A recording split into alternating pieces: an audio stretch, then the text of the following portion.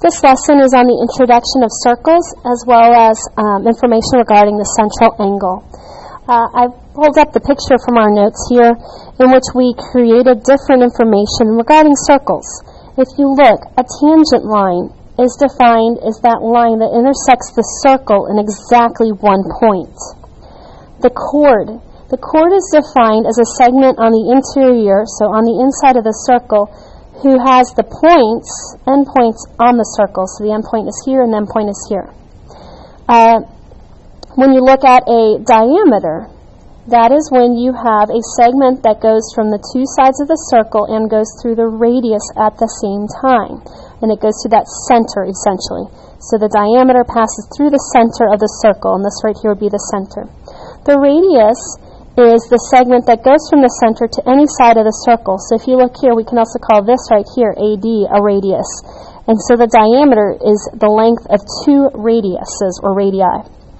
Also, a secant.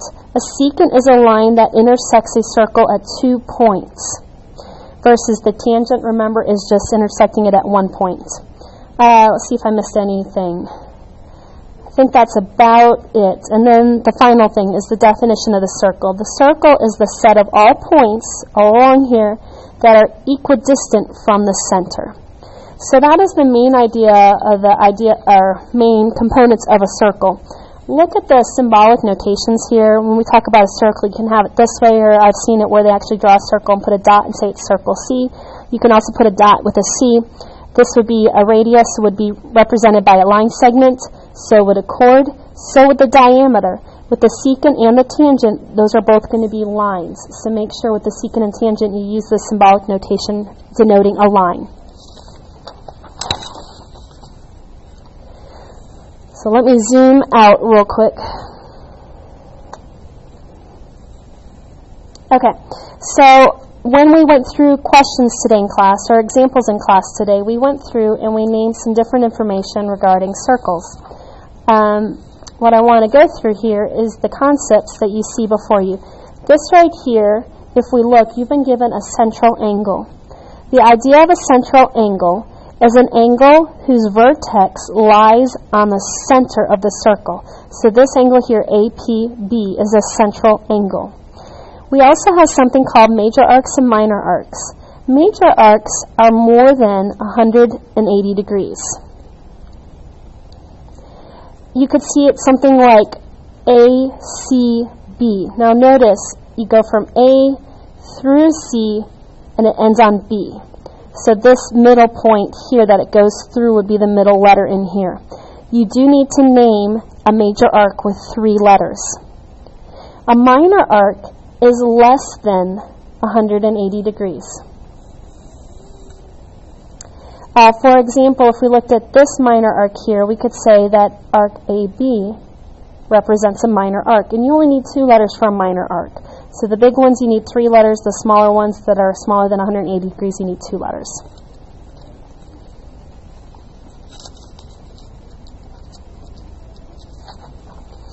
So back to the idea of a central angle. This would be that angle whose vertex lies on the center of a circle. So this could be a central angle. You could even have this be a central angle. This is a central angle. But what is not a central angle is if you look at this example. See that vertex? It is not on the center of the circle. So that is an example of something that is not a central angle. A few things to always know and remember. A circle completely, when you go from the starting point and all the way back around, has 360 degrees. The semicircle is exactly 180 degrees.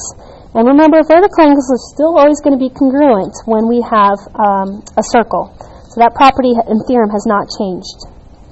We have the central angle theorem, which says that the measure of a central angle is equal to the measure of its intercepted arc. So if you look, here's our angle, our central angle, and look at the arc. This arc here of YZ is equal to 110 degrees, and the central angle will always have that same value, so they'll equal each other. Now, look at this example here. It says, given AD is a diameter, so that means that this is 180 degrees right here. Find the value of x, y, and z in the figure. Well, look, here is the intercepted arc, so the value of x here, the central angle, has to be 25 degrees. If you look here, here's a central angle. It's 55 degrees. So what is its intercepted arc? Well, Z, its intercepted arc, is going to be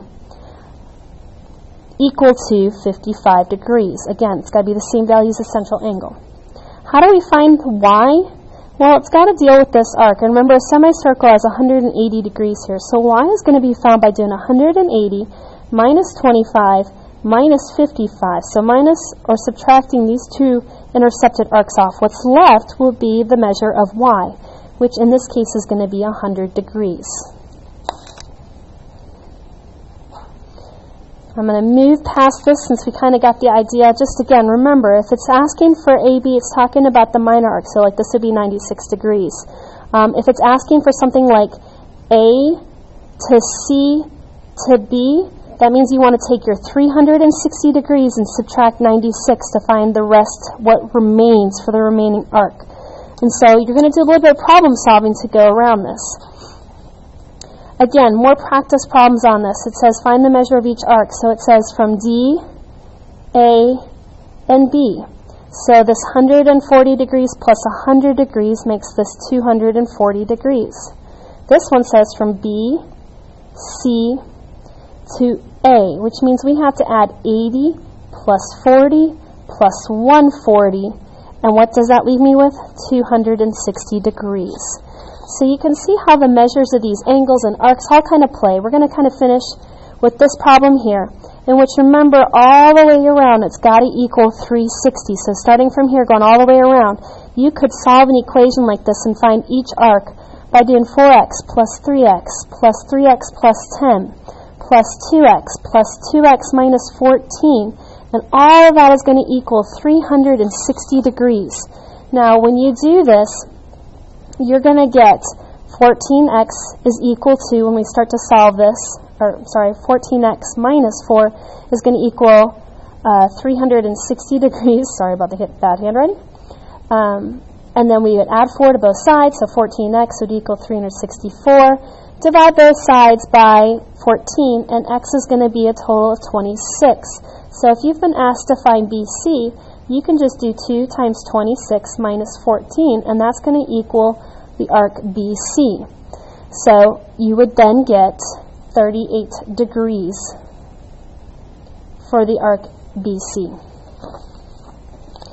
Few other things. Remember that the semicircle has an arc that equals 180 degrees. It's considered a larger arc, so you need 3 letters.